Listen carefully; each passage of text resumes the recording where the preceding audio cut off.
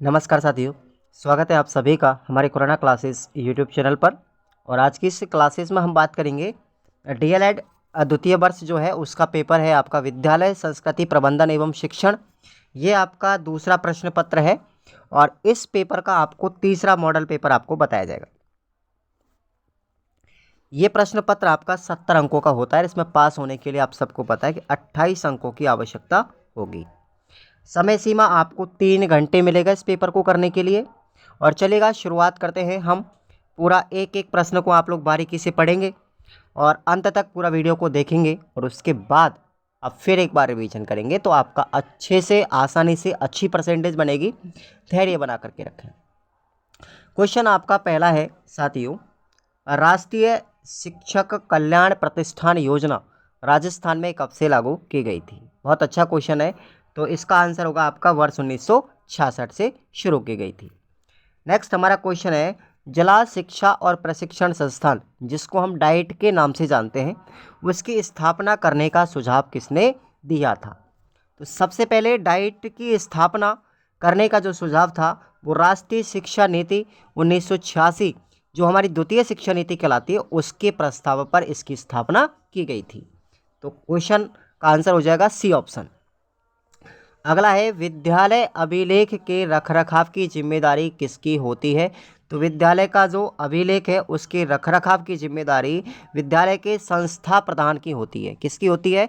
संस्था प्रधान। देखो, उसको हम प्रधानाध्यापक कहते हैं प्राइमरी लेवल में, ठीक है। 10th क्लास तक प्रधानाध्यापक होता है और उसके बाद अगर हम बात करें सीनियर सेकेंडरी स्कूलों की तो उसमें प्रधानाचार्य होता है, ठीक है।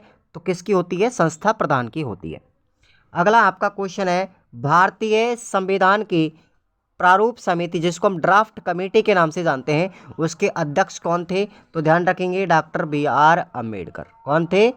Doctor B R Ambedkar. आपसे पूछे कि भारतीय संविधान सभा के अध्यक्ष कौन थे, तब आपका आंसर होगा डॉक्टर राजेंद्र प्रसाद। ये हमारे संविधान सभा के अध्यक्ष हैं। ध्यान रखना, दोनों में अंतर है।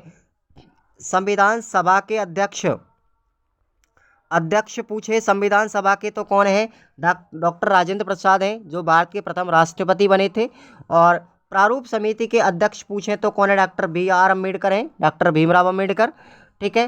प्रारूप समिति को हम ड्राफ्ट कमेटी के नाम से भी जानते हैं, ठीक है। और ये भारत के पहले कानून मंत्री थे। कौन थे? पहले कानून मंत्री थे। ध्यान रखेंगे आप लोग। अगला क्वेश्चन है, दर्शन का विषय क्षेत्र कौन सा है? तो दर्शन के विषय क्षेत्र ये सभी है साथियों। ध्यान रखना, ज्ञान मीमांसा, ठीक है, तत्व मीमांसा और आचार मीमांसा, ये तीनों के तीनों ही दर्शन का विषय क्षेत्र है। उपरोक्त सभी आपका डी आंसर हो जाएगा। अगला प्रश्न है, शिक्षक बौद्धिक परंपराओं तथा तकनीकी कौशलों को पीढ़ी दर पीढ़ी हस्तांतरण करने में धुरी का कार्य करता है। वह सभ्यता और संस्कृति का संरक्षण तथा परिमार्जक भी है। ये कथन किसका है साथियों? तो ये कथन है डॉक्टर सर्वपल्ली राधाकृष्णन का है। ध्यान रखेंगे आप लोग, डॉक्टर सर्वपल्ली राधाकृष्णन। ओके। अगला हमारा प्रश्न है, ऐसी प्रक्रिया जिसमें विद्यालयों में विज्ञान सम्मत सुधार कर स्थानीय समस्याओं का हल ढूंढा जाता है, ठीक है। तो ये क्या कहलाता है? उसको हम क्रियात्मक अनुसंधान कहते हैं। क्या बोलेंगे उसको? क्रियात्मक अनुसंधान एक ऐसी प्रक्रिया है जिसमें विद्यालय में विज्ञान सम्मत सुधार करके स्थानीय समस्याओं का हल ढूंढा जाता है, तो उसको बोलेंगे हम क्रियात्मक अनुसंधान। ध्यान रखेंगे। अगला हमारा प्रश्न है, गार्गी पुरस्कार योजना का शुभारंभ कब किया गया था? तो गार्गी पुरस्कार जो योजना है इसका प्रारंभ वर्ष 1998 में किया गया था।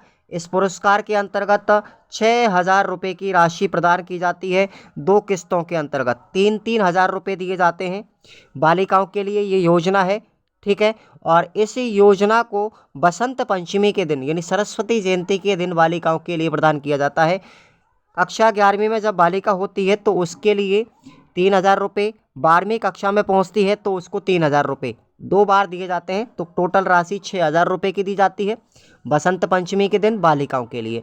और इस बालिका योजना के लिए योग्यता क्या चाहिए कि उस बच्ची की कम से कम 75% बननी चाहिए या फिर इससे अधिक हो। 75% या इससे अधिक जिनकी प्रतिशत अंक प्राप्त होते हैं उन बालिकाओं के लिए गार्गी पुरस्कार दिया जाता है। ये योजना वर्ष 1998 में लागू की गई थी। इसमें राशि 6,000 रुपये की कुल दी जाती है 2 बार, ठीक है, 2 किस्तों में, ध्यान रखेंगे। 9वां हमारा क्वेश्चन है, विद्यालय के 3 भौतिक संसाधन कौन कौन से। तो विद्यालय के अंतर्गत भौतिक संसाधन और मानवीय संसाधन 2 प्रकार के हैं। तो भौतिक संसाधनों की बात करते हैं तो उसमें देखो, विद्यालय का भवन, पुस्तकालय, खेल का मैदान, श्याम पट्ट, ये जो सब चीज़ें हैं विद्यालय के अंतर्गत, ये सब भौतिक संसाधन हैं। अगर बात करें मानवीय संसाधनों की, तो मानवीय संसाधनों के अंतर्गत हमारे कौन आते हैं, शिक्षक आते हैं, ठीक है, प्रधानाध्यापक आते हैं, विद्यार्थी आते हैं, ठीक है, और अभिभावक संरक्षक आते हैं, ग्रामीण क्षेत्र के सभी व्यक्ति भी आते हैं। तो ये मानवीय संसाधन है। और आपको याद रखना है, एनसीएफ 2005 के अंतर्गत कितने भौतिक संसाधनों को शामिल किया गया है, 16 संसाधनों को शामिल किया गया है। ये भी आप लोगों को याद रखना है भाई, ठीक है दोस्तों, याद रखेंगे अच्छे से।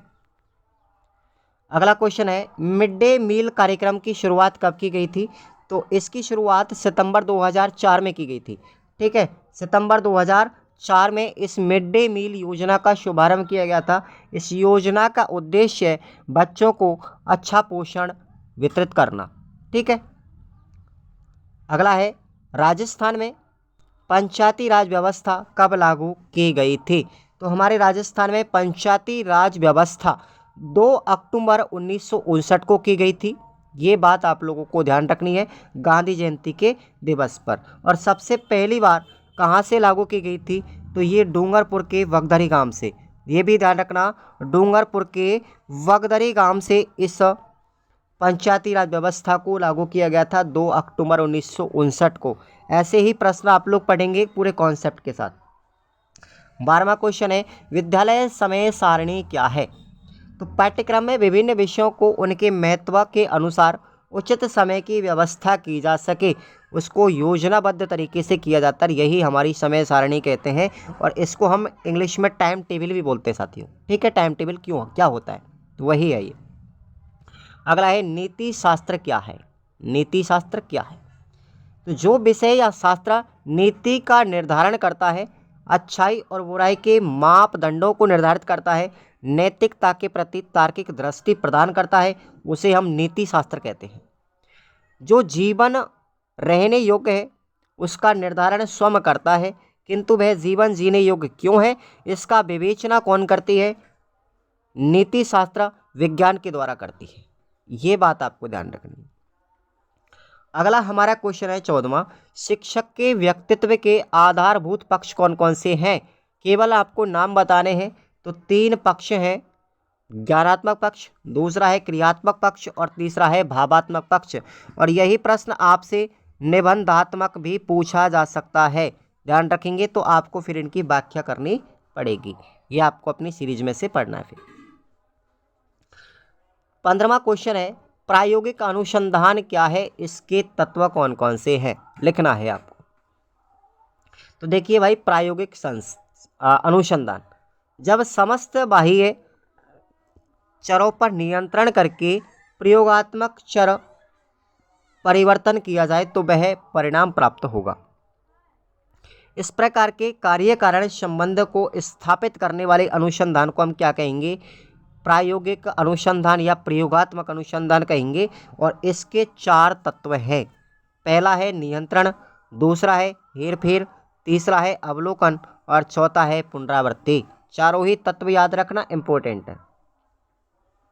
नेक्स्ट हमारा क्वेश्चन है, सांख्यिकी किसे कहते हैं, सांख्यिकी को परिभाषित कैसे करेंगे। सांख्यिकी का मतलब होता है स्टैटिक्स, या आप लोगों ने 10th क्लास में पढ़ी होगी साथियों, सांख्यिकी वाली प्रश्नावली, जिसमें माध्य माध्यक बहुलक पढ़े होंगे। तो ये वही है सांख्यिकी, आंकड़ों का संकलन करना सांख्यिकी है भाई, ठीक है। सांख्यिकी संख्यात्मक विवरणों के वे तथ्य हैं जिनका विश्लेषण और निर्वचन किया जाता है।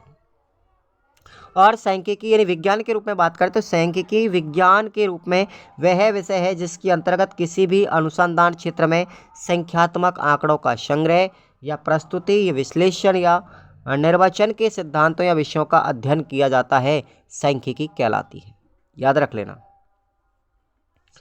अगला हमारा 17वें नंबर का क्वेश्चन है, छात्रों के कल्याण के लिए राज्य सरकार के द्वारा कौन कौन सी योजनाएं चलाई जा रही हैं, तो देखिए मैं आपको 3 योजनाओं का वर्णन आपको बता रहा हूँ। पहली है हमारी निःशुल्क साइकिल वितरण योजना। निःशुल्क वितरण साइकिल योजना, छोटे क्वेश्चन भी यहाँ से पूछ सकता है ऑब्जेक्टिव में।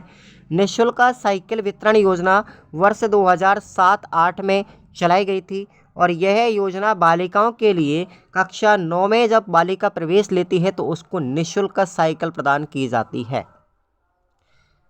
दूसरी योजना है आपकी बेटी योजना। ठीक है, ये वर्ष 2004-5 में लागू की गई थी।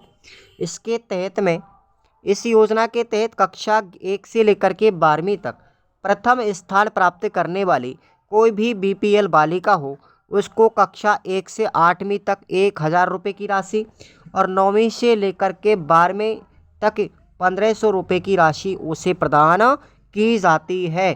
तो ये 2 बार राशि मिलती है। टोटल इसमें कितने मिलते हैं? 2600 रुपये मिलते हैं, परंतु वर्तमान में इस राशि को बढ़ा दिया गया है। ठीक है भाई, वर्तमान में इस राशि को बढ़ा दिया गया है, यहाँ पर ध्यान रखेंगे आप लोग। तो यह आपके सिलेबस में इतना ही दे रखा है, तो आप इसी को पढ़ के जाए। अगला है नंबर 3 कस्तूरबा गांधी योजना। ठीक है, तो देखेंगे 2007-8 में इसको लागू किया गया था और इस योजना के अंतर्गत बालिकाओं के छात्रावास के साथ साथ उनको राशि भी दी जाती है। ठीक है, कुछ भत्ता भी दिया जाता है। उसके बाद में है आपकी अथवा में प्रश्न है विद्यालय प्रबंधन की आवश्यकता क्यों है, अर्थात इसके महत्व पर आपको संक्षिप्त टिप्पणी लिखनी है। यूनिट नंबर 1 का क्वेश्चन है, याद करके जाएं। अगला है राष्ट्रीय माध्यमिक शिक्षा अभियान, जिसको हम रमसा के नाम से जानते हैं। ये अभियान क्यों चलाया गया था, इसके क्या उद्देश्य थे? देखिए, रमसा के उद्देश्य प्रत्येक बच्चे तक शिक्षा की उपलब्धता हो, इसका उद्देश्य है ये। आर्थिक सामाजिक असमानता व लिंग में भेदभाव समाप्त हो, सभी विद्यालयों में निर्धारित मानदंडों की सुनिश्चितता हो, 5 वर्ष में सकल नामांकन की दर 75% हो और वर्ष 2020 तक 100% ठहराव हो। हालांकि 2020 निकल गया है, पहले के आपका सिलेबस है तो आप इसको ही पढ़ेंगे। अथवा में प्रश्न है ब्लॉक प्राथमिक शिक्षा अधिकारी, जो हमारे बीईओ साहब होते हैं। ठीक है, बीईओ साहब हैं, इनके क्या क्या कार्य होते हैं इसके ऊपर आपको उल्लेख करना है। यूनिट नंबर 2 में मिलेगा क्वेश्चन। नेक्स्ट है केबीएस। ठीक है, केंद्रीय विद्यालय संगठन। केबीएस की विशेषताएं क्या हैं या फिर इसके उद्देश्य क्या है, तो देखिए सभी केंद्रीय विद्यालयों में समान पाठ्यक्रम व द्विभाषी माध्यम से शिक्षण करवाया जाए। सभी केंद्रीय विद्यालय किस पर आधारित होंगे? सीबीएसई बोर्ड पर आधारित होंगे। सभी केंद्रीय विद्यालय सह व मिश्रित विद्यालय होंगे। सभी केंद्रीय विद्यालयों में कक्षा 6 से लेकर 8वीं तक संस्कृत पढ़ाई जाएगी और सभी बच्चों में राष्ट्रीय एकता और भारतीयता की भावना का विकास करना होगा। तो ये क्या है? केबीएस के उद्देश्य हैं, यानी कि विशेषताएं। अथवा में आपका प्रश्न है पुस्तकालय में पुस्तकों के वर्गीकरण की कौन कौन सी पद्धतियां प्रचलित हैं। ये प्रश्न भी आपको पढ़ के जाना है यूनिट नंबर 3 से। आगे बढ़ते हैं, हमारा 20वें नंबर का क्वेश्चन देखिए। भारतीय संस्कृति में हमारे त्योहार या पर्व जो हैं उनका क्या महत्व है? हमारे पर्व कौन कौन से हैं आपको सब पता है। 3 हमारे पर्व हैं भारत के अंतर्गत, स्वतंत्रता दिवस, गणतंत्र दिवस और गांधी जयंती। गांधी जयंती को भी राष्ट्रीय पर्व घोषित कर दिया गया, 2 अक्टूबर को मनाई जाती है। तो ये हमारे राष्ट्रीय पर्व हैं, इनका हमारे दैनिक जीवन में क्या महत्व है? ठीक है, हमारी संस्कृति में क्या महत्व है? भारतीय संस्कृति विश्व की समृद्धतम तथा प्राचीनतम संस्कृति है। पर्व ही ऐसे माध्यम है जो निरश और उबाऊ जीवन में उल्लास या भातृत्व की भावना का विकास करते हैं, संचार करते हैं। हर पर्व उस सब की पृष्ठभूमि में कोई ना कोई कहानी या कोई ना कोई घटना जुड़ी होती है। उसका स्मरण दिला करके उसे तरोताज़ा करके उसका महत्व उद्घाटित किया जाता है। भारतीय पर्वों के पीछे अनगणित रोचक पौराणिक कथाएं भी छुपी हुई हैं जो हमारी संस्कृति की उदारता की अनुपम मिसाल हैं। तो ये पर्वों का महत्व है हमारी संस्कृति में। अथवा में प्रश्न है नैतिकता के विकास में विद्यालय की क्या भूमिका है? विद्यालय में नैतिक शिक्षा का शिक्षण क्यों आवश्यक है? तो ये प्रश्न पूछा गया है भाई। यानी कि हमारे दैनिक जीवन में बात करें तो नैतिकता के विकास के लिए विद्यालय क्या क्या कार्य करेगा, कौन कौन से क्रियान्वयन करेगा, कौन कौन से क्रियाविधि प्रक्रियाएं अपनाएगा, यानी कि विद्यालय में नैतिक विकास किस तरीके से किया जाएगा, क्यों आवश्यक है करना। तो ये प्रश्न आप लोगों को पढ़ना है यूनिट नंबर 4 से। अगला क्वेश्चन है 21वां, मूल्य को परिभाषित करते हुए इसका अर्थ स्पष्ट कीजिए। मूल्य क्या होता है, तो इसकी परिभाषा देखिए। मूल्य एक चारित्रिक विशेषता है जो मनोवैज्ञानिक, सामाजिक और सौंदर्य बोध की दृष्टि से महत्वपूर्ण मानी जाती है। लगभग सभी विचार मूल्यों के अविष्ट चरित्र को स्वीकार करते हैं।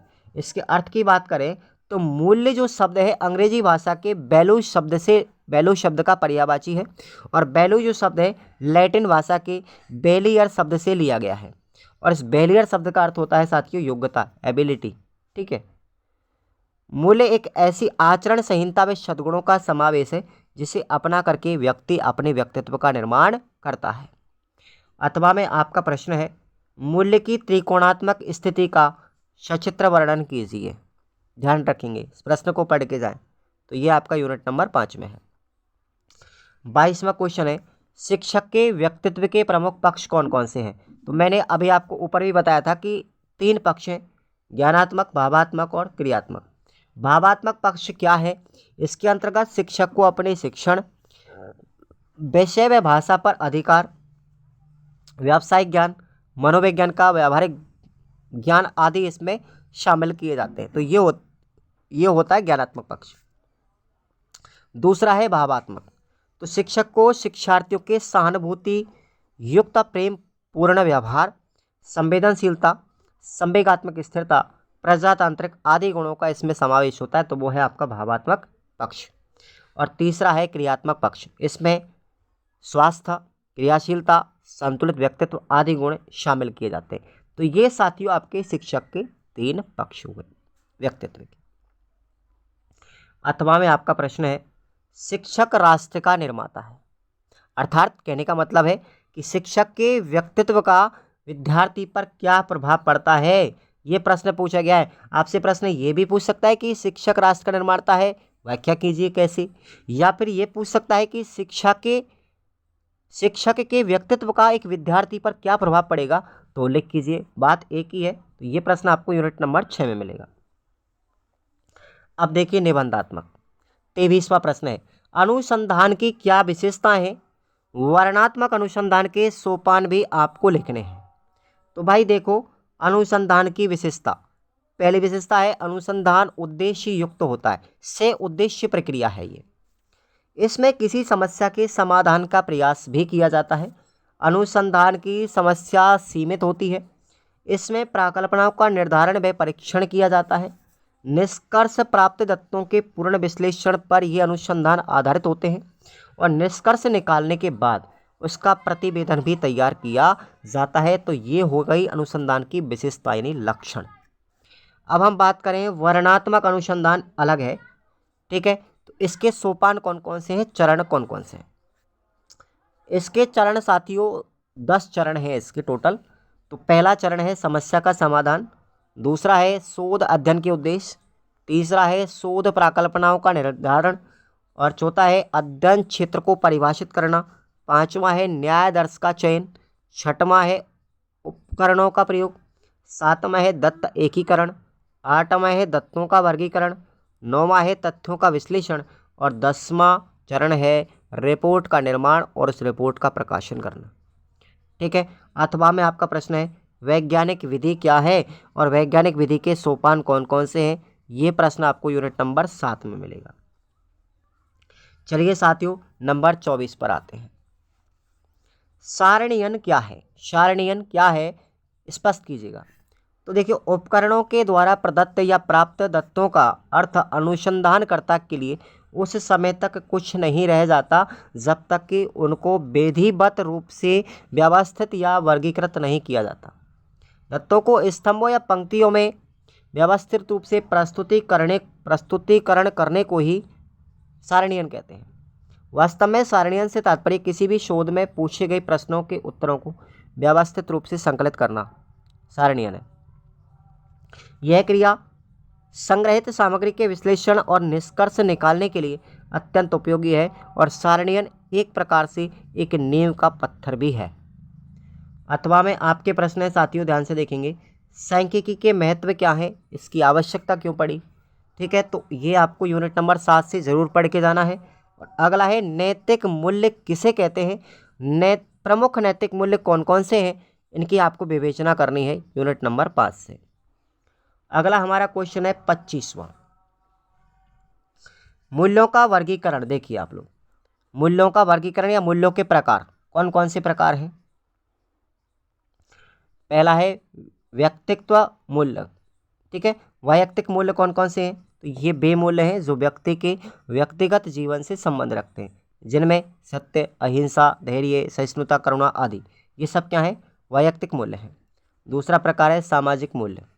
सामाजिक मूल्य वे हैं जिनमें व्यक्ति समाज को महत्वपूर्ण स्थान देता है। इन मूल्यों में वृद्ध व्यक्तियों का सम्मान, समाज सेवा, सामाजिक संस्कृतियों का संरक्षण आदि सम्मिलित किए जाते हैं।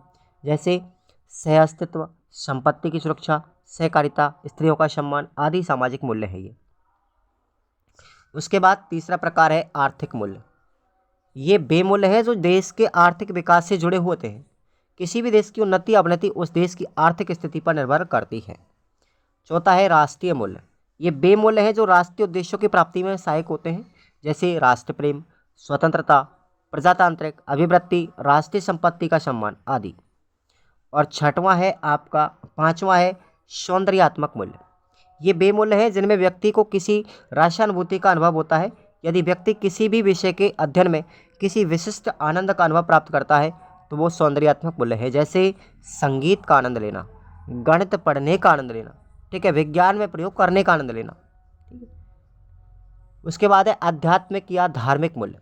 ये वे मूल्य हैं जो व्यक्ति के नैतिक विकास में, मानव मूल्यों के परिष्कृत करने में, सामाजिकरण में तथा वस्तु एवं व्यक्तियों के प्रति सकारात्मक दृष्टिकोण रखने में सहायक होते हैं।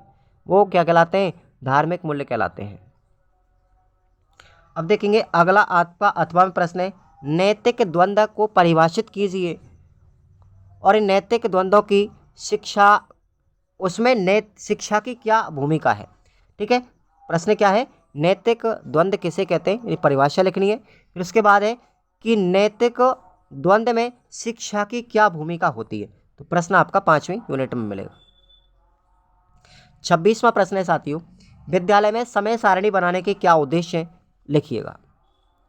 पहला उद्देश्य है विद्यालय के निर्धारित पाठ्यक्रम को नियत समय के भीतर ही पूरा करना होगा।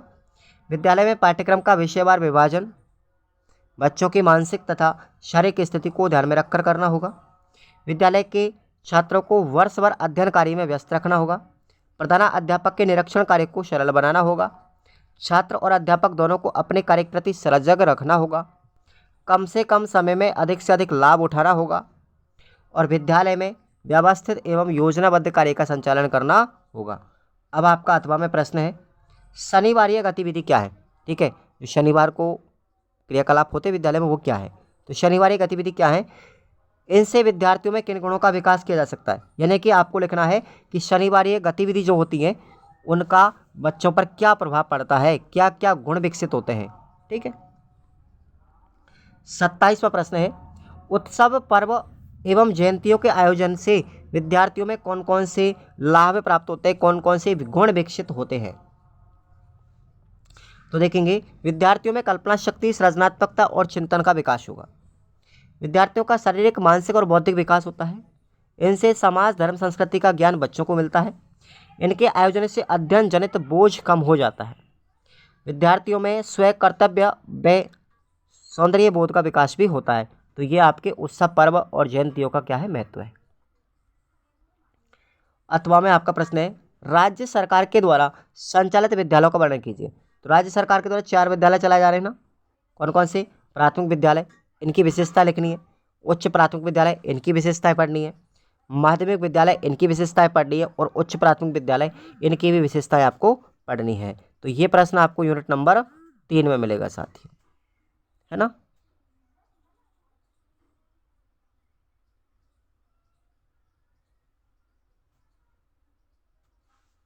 ठीक है भाई।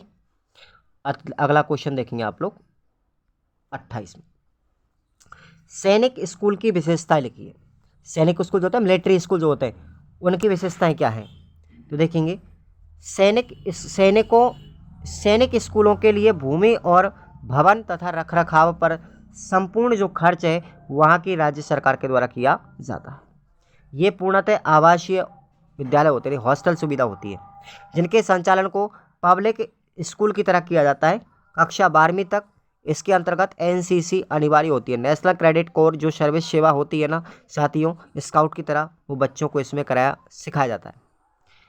इन विद्यालयों में सीबीएसई पाठ्यक्रम का अंग्रेजी माध्यम से अध्ययन अध्यापन कराया जाता है। सीबीएसई सिलेबस होता है, इंग्लिश मीडियम होते हैं स्कूल सब। अधिकतर सैनिक स्कूलों की व्यवस्था कक्षा 6 से 12वीं तक 525 विद्यार्थियों की हिसाब से की गई है। यानी कि 6 से और 12वीं तक कितने बच्चों को लिया जाता है? 525 बच्चों को इसमें लिया जाता है एडमिशन के लिए एक साल में। ये विद्यालय पूर्णतः स्वपोषित होते हैं, स्ववित्त पोषित, ये अपना खर्चा खुद चलाते हैं, राज्य सरकार देती है। प्रत्येक विद्यालय में एक कर्नल रैंक का प्रिंसिपल होता है भाई, इनमें एक प्रिंसिपल होता है तो वो कर्नल होता है इसके अंतर्गत। अथवा में क्वेश्चन है, नवोदय विद्यालय किसे कहते हैं, इनके उद्देश्य क्या हैं और इनकी विशेषताएं क्या हैं? तो ध्यान रखेंगे आप लोग, यूनिट नंबर 3 में क्वेश्चन है नवोदय विद्यालय के बारे में। नवोदय विद्यालय के क्या उद्देश्य है, इनकी क्या विशेषताएं होती हैं, ठीक है, पढ़ के जाएंगे। और आपका अंतिम प्रश्न है, आरटीई 2009 में बालकों को कौन कौन से प्रावधान किए गए हैं, क्या क्या चीज़ें दी गई हैं? तो इसके अंतर्गत मैं बात करूं तो इस आरटी अधिनियम को, आरटी 2009 को भारत के अंतर्गत 1 अप्रैल 2010 को लागू किया गया था पूरे देश में, जम्मू कश्मीर को छोड़ करके। बात करें राजस्थान की, तो ये राजस्थान में 1 अप्रैल 2011 को लागू किया गया था, ये बात ध्यान रखनी है। और इस अधिनियम के तहत में भारत में कक्षा 1 से लेकर के 8 तक सभी बच्चों को निःशुल्क शिक्षा प्रदान की जाएगी। यानी 6 वर्ष से लेकर के 14 वर्ष तक के जो बच्चे हैं उनको फ्री शिक्षा दी जाएगी। प्रारंभिक शिक्षा पूर्ण होने तक विद्यार्थियों को विद्यालय से नहीं निकाला जाएगा। जब तक वो बच्चा कक्षा 8वीं तक अपनी पूरी पढ़ाई नहीं कर लेगा, उससे पहले बच्चे को नहीं निकाला जाएगा। प्रवेश के समय कोई भी डॉक्यूमेंट या फीस उनसे नहीं ली जाएगी, कोई डोनेशन नहीं लिया जाएगा। बालकों को शारीरिक और मानसिक रूप से प्रताड़ित नहीं कर सकता कोई भी शिक्षक, ध्यान रखना, क्योंकि हमारे आरटी अधिनियम 2009 के अंतर्गत प्रावधान है कि अगर कोई भी शिक्षक बच्चे को प्रताड़ित करेगा तो वो धारा नंबर आरटीई की धारा 17 में ये अधिनियम बना हुआ है कि प्रताड़ित करने पर उस टीचर को बर्खास्त किया जा सकता है। सभी बालकों को 14 वर्षों तक निःशुल्क शिक्षा इसमें दी जाएगी, ठीक है, ये बात आपको ध्यान रखना है। तो ये आपके प्रश्न है। अथवा में प्रश्न है, एनसीएफटी 2009 के परिप्रेक्ष्य में शिक्षक की भूमिका क्या है, यानी उसका महत्व क्या है एनसीटी के अंतर्गत? ये प्रश्न आपकी यूनिट नंबर 2 में मिलेगा। तो ये आपका पूरा कंप्लीट गैस पेपर हुआ। प्रश्न यहाँ से आएंगे, पढ़ के ज़रूर जाएंगे आप लोग। और रेट की तैयारी करने वाले विद्यार्थी इसी ऐप के अंतर्गत आप लोग जाएंगे खुराना क्लासेस में, टेस्ट सीरीज़ के ऑप्शन पे आप लोग अपनी रेट पात्रता की टेस्ट सीरीज़ को ज्वाइन कर लेंगे। सभी टॉपिक वाइज टेस्ट सीरीज़ है, ऑल सब्जेक्ट की पात्रता के लिए। और जीके की भी आपको कंप्लीट जीके 100 नंबर की आपको करवा दी है, टॉपिक वाइज है, व्याख्या सहित है। Thank you so much.